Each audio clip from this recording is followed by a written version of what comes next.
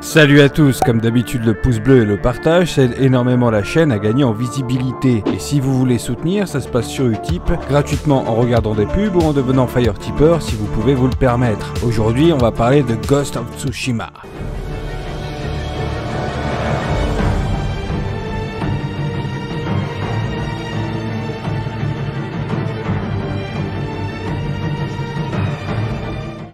Ghost of Tsushima est une nouvelle exclusivité Sony qui nous a été présentée pour la première fois durant la Paris Games Week de 2017. C'est ensuite à l'E3 2018 durant la conférence de Sony qu'on nous montre du gameplay. Un nouveau trailer en fin d'année 2019 durant les Game Awards. Un trailer sur l'histoire en début mars avec une date de sortie prévue à la base pour le 26 juin avant de changer pour le 17 juillet. Un changement plus que certainement lié à la sortie de The Last of Us 2 prévue pour le 19 juin. Et enfin, récemment Sony a lâché un State of Play spécial pour nous donner beaucoup plus d'informations sur le gameplay. Tout ça pour dire qu'en 3 ans, Ghost of Tsushima a su captiver l'attention de pas mal de joueurs, en particulier les fans de jeux se déroulant au Japon féodal ou médiéval. En l'occurrence, la nouvelle exclue de Sony se passe en médiéval. Étant un monde ouvert, je pense aux fans d'Assassin's Creed pleurant depuis au moins 5 ans pour un épisode au Japon. Bah voilà, quelque part vous l'avez maintenant ce jeu. Sortie prévue pour le 17 juillet. Mais aujourd'hui, au-delà de ça, on est là pour répondre à une question. Ghost of Tsushima est-il prometteur? Va-t-il valoir le coup? Commençons par le scénario. On est sur une histoire de vengeance assez basique. Jin, notre personnage principal, est un samouraï de Tsushima entraîné depuis l'enfance. Des années plus tard, il fait face aux envahisseurs mongols durant une grande bataille qui sera plus que certainement l'intro du jeu. Et bien son armée perd salement et il a été laissé pour mort. Sauf que bien sûr, le Jin, il est tonique. Il a survécu à tout ça et petit à petit, il y a des rumeurs qui se forment, créant ainsi une espèce d'histoire mystique, de légende autour de lui. Autour d'un certain fantôme de Tsushima, revenu d'entre les morts pour dégager les Mongols de son île. Il n'y a pas homme plus recherché que moi dans mon île, c'est mon île. Sur le gameplay de l'E3 2018, on a pu voir un bout de mission principale et on a pu constater que même avec ses alliés, Jin aura des histoires de trahison et confrontation. Donc on peut s'attendre à une histoire vraiment complexe. Ce qui me fait peur à vrai dire, c'est que l'histoire n'ait pas une durée de vie aussi longue que la plupart des jeux open world sortis ces dernières années. Et aussi, je suis très curieux de savoir s'il y aura des missions annexes permettant justement de rallonger le temps de vie de l'histoire. Il va forcément y avoir des comparaisons avec Nioh et bien sûr Sekiro, mais ce qu'il y a de bien avec Ghost, c'est qu'il y a quand même cet aspect historique qui respectera je pense un minimum plus ou moins l'histoire avec un grand H justement. D'où ma comparaison plutôt avec Assassin's Creed qui au vu du conflit à cette époque sur l'île de Tsushima aurait très bien pu être une bonne épopée pour entrer dans la licence Ubisoft. Parlons du gameplay, c'est là que j'ai beaucoup de choses à vous dire. Bon déjà il y a l'ambiance, l'endroit, on est sur une île du Japon dans les années 1270, donc c'est clairement beau et ça change de beaucoup d'autres jeux en monde ouvert. Des jeux dans un Japon féodal ou médiéval, ça existe, mais en monde ouvert et avec autant d'ambition, je ne pense pas. Alors je vais principalement reprendre la vidéo de gameplay sortie récemment puisque celle de l'E3 nous montrait avant tout une partie de l'histoire, mais on n'avait pas l'interface du jeu. C'était plus spectaculaire niveau combat qu'explicatif par rapport au gameplay. On sait que le combat au sabre est pas mal poussé et que les combats 1v1 seront très intenses. Et pour le reste, la vidéo durant le State of Play nous donne vraiment un meilleur aperçu de ce qui nous attend. L'exploration sera vraiment inédite quand vous mettrez un curseur pour aller à un endroit particulier sur la map,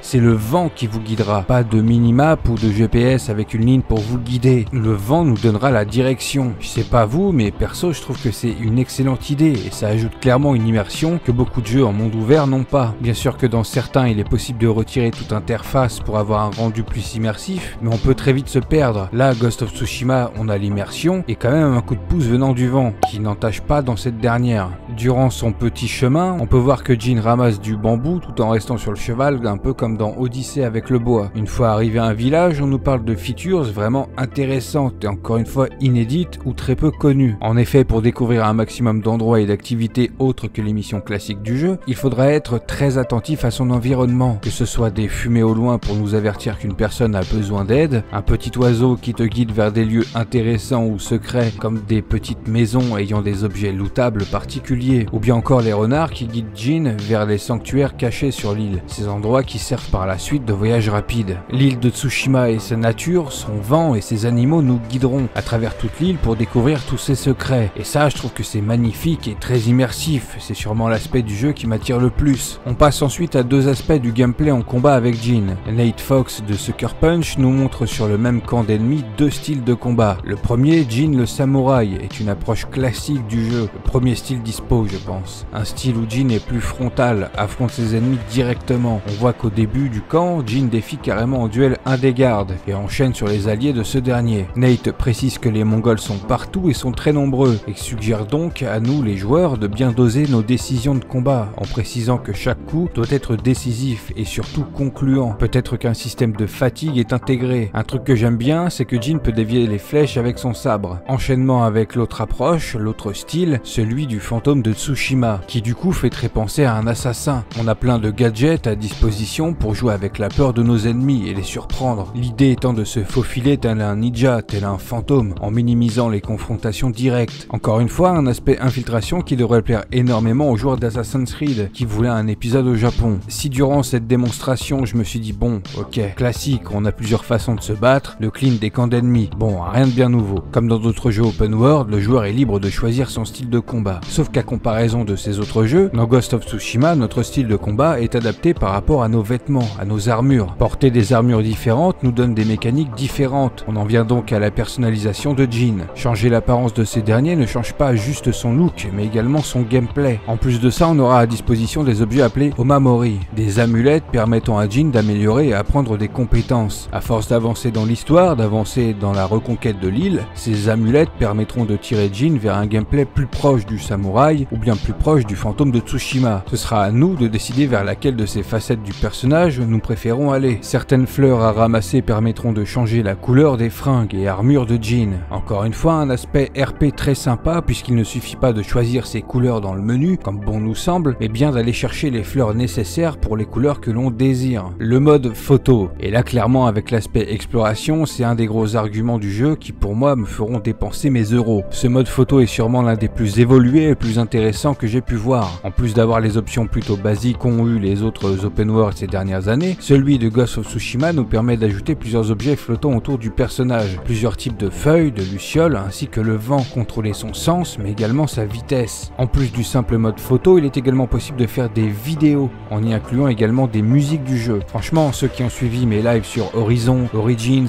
Odyssey ou encore Spider-Man, vous savez à quel point je vais me faire plaisir avec ce tout nouveau mode photo. Je vous invite donc à me rejoindre sur Instagram parce que c'est là-bas que je mettrai mes œuvres en ligne. Le jeu proposera bien sûr une version japonaise sous-titrée que je pense clairement utiliser parce qu'on va pas se mentir que jouer à un jeu au Japon avec des voix anglaises, américaines ou bien encore en version française, bah c'est un peu péché. L'option sera disponible avant même de lancer l'histoire du jeu. Et cerise sur le gâteau pour les fans de One Piece comme moi, Jin en version japonaise, bah c'est tout simplement la voix de Zoro. Et rien que pour ça, jouer à Ghost of Tsushima en japonais sous-titré est limite une obligation. Bien évidemment, je plaisante, hein, si vous préférez y jouer en français ou en anglais, grand bien vous fasse. L'important c'est de passer un beau moment manette en main. Et pour finir, puisque chez Sucker Punch, ils sont fans des films de samouraï à l'ancienne, également en début de jeu, vous pourrez choisir de mettre le filtre film de samouraï, qui en gros vous mettra le jeu en noir et blanc, avec un effet de grain faisant vieux film, avec bien sûr des bandes noires, comme au cinéma durant les cinématiques.